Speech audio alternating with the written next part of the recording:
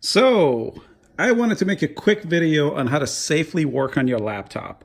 I've been doing this for a lot of years, and in that time, I'm happy to say I've only broken like one or two of these things.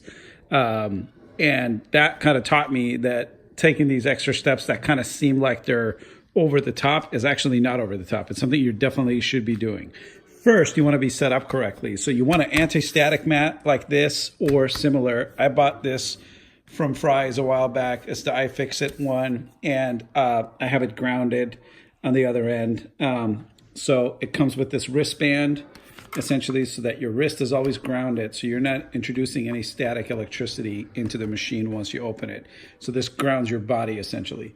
Another thing you want is a good set of tools. The last thing you want is to try to pry open the laptop with like sharp edges. So I've got this set of screwdrivers by Weha that I really like. They have a spinny top, so you can kind of hold it in place and go like that. But screwdrivers aren't going to be how you pry open the laptop. This is just for unscrewing. So for that, I've got another kit from iFixit that are just a set of prying tools. So these are like some really tough plastic cards. These things are like guitar picks, essentially. They kind of go in little tight spots so you can pry them open. And then, I've got these little prying tools that are pretty hardened plastic. They're not the best, but they actually work pretty well. I kind of wish they were a little harder sometimes. And then you just want to use a lot of time and patience. You don't want to get into this without time on your hand, because you're going to rush things and you're probably going to break a tab or something like that.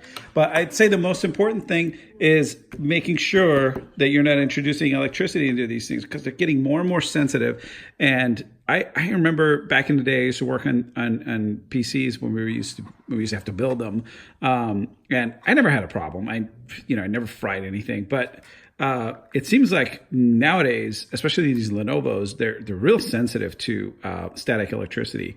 So once you open it, if you've touched it, you break the whole motherboard and you're out. The other thing to consider is you want to remove all the power sources from the laptop. So obviously you don't want it plugged in. That goes without saying. Then you want to remove the battery. If it's not removable, you want to go ahead and disable it in the BIOS. And I'll show you how to do that in a second, on these at least. And it's not even enough that I remove this one, because this T470 has an internal battery up front here that I can't remove, right? So I have to disable that one through the BIOS and then remove this. Now, the disabling through the BIOS stays disabled until I plug the laptop back in to the wall and turn it back on again. So once I get to that BIOS screen, I will continue the video. All right, so I'm entering the setup here. It always takes me a little bit of time to find it, but under config, I believe power, and then disable built-in battery right here, right? Hit this. Do you want to proceed? So once I hit that, it's going to power down the PC and the internal batteries are going to be disabled. That's it. So once that's done, you close the unit, turn it back over, and then remove the battery, obviously, from the unit. I'm trying to do this with one hand.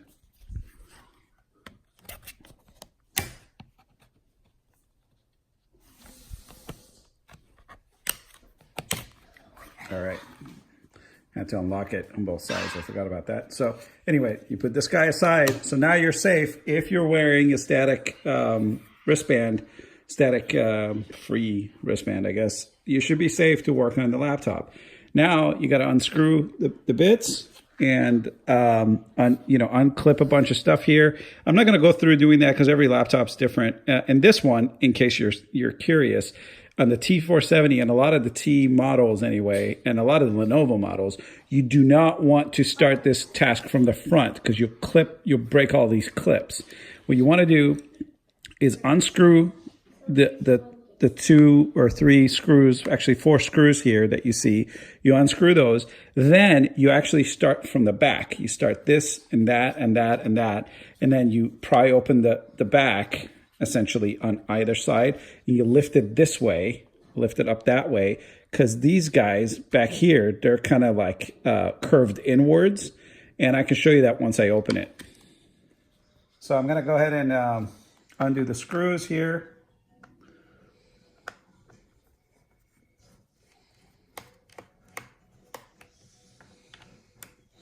And what's nice about at least this specific one is as you undo the screws, they stay in, they don't fly out on you, because they're kind of, I forget what this is called, but they've got a catch so that it stays there. So as you can see, there's 1, 2, 3, 4 screws, and we're pretty much done. Now, I don't technically need those pry bars because I can kind of grab the sides, but this one hasn't been opened before. So it's gonna be a little tougher. So I'm gonna grab one of my tools, and it helps to have some light usually, which I don't currently have. And I just kind of like to give these a little bit of a pull back. And this tool is actually a little too big. So is that and that. And so I am actually gonna, in this case, use a small screwdriver. Just to, now you don't want to push these too hard, just a tiny bit, pull them back so that they're pulled back from the tab that's holding them in, because otherwise you're going to break them. So just pull them back. And then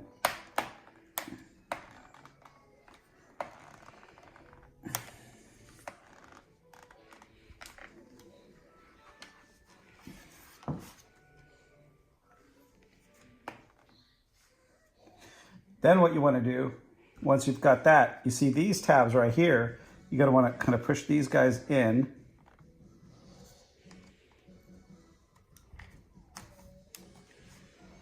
As you lift up on there.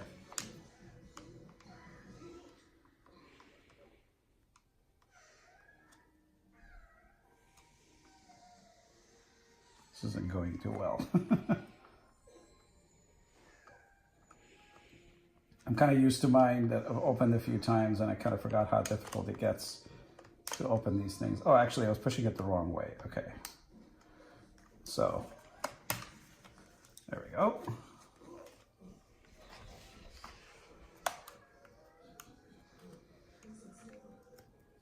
So that's coming apart nicely. Okay, so now the back end of it is off.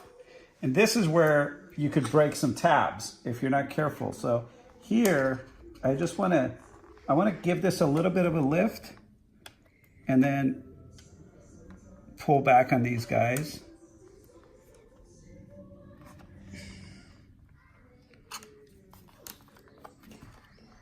Just enough so that they let go. There we go. Okay, so now it's basically lifted. And you just want to be gentle, just give it little pushes and tugs until it pops. I want to make sure it's not catching on anything.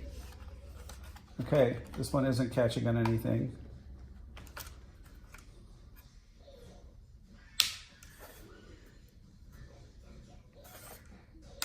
Yeah, it kind of feels like it's gonna break.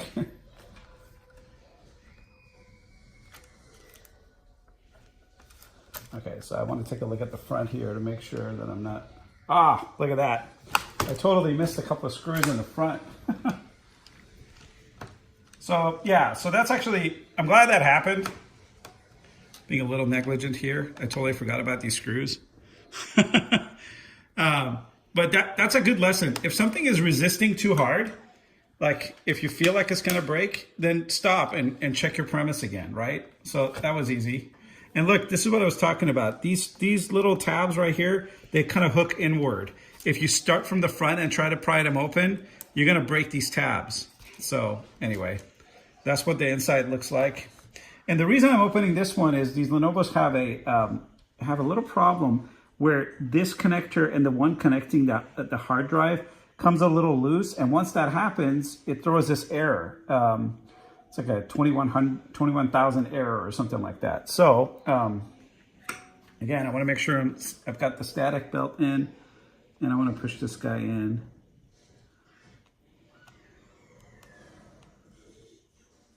I don't know, it looks like it's in there pretty good. Okay, so I'm going to then pull this out.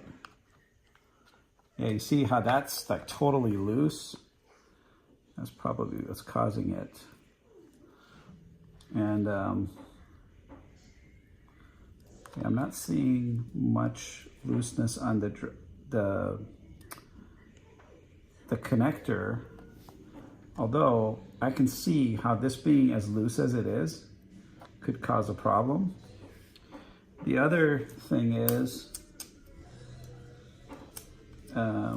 couple potential, some of these have a little drive in this spot, like a little, this has an empty memory bank I didn't even know about. Okay, good. So that's really kind of what I wanted to go over, is how to safely work on the laptop. So without breaking the tabs, without frying the motherboard, and just being able to safely open it, and obviously disconnecting all the power sources, even the hidden ones you don't know about. So this is the internal battery, and there's no way I could have disabled this unless I did it through the BIOS. So I got to go through the BIOS to do that. And your laptop, most new laptops have at least one internal battery. In fact, I think Macs only have an internal battery. So you got to figure out how to turn that off before you work on it. I'd highly recommend, if you can't figure out how to turn off the internal battery, don't even open the laptop. I used to be the guy that would do that all the time. But once you fry one of these things and it costs you a couple grand, you'll realize that's not what you want to do. So with this, I think I'm just gonna find some putty or something just to kind of make sure this thing doesn't move around as much as it does, because it's really loose in here. But that will be the fix for this. But really, the point of the video was to just show you how to safely operate, when you're working on your laptop, any laptop. Thanks for watching. Click to subscribe.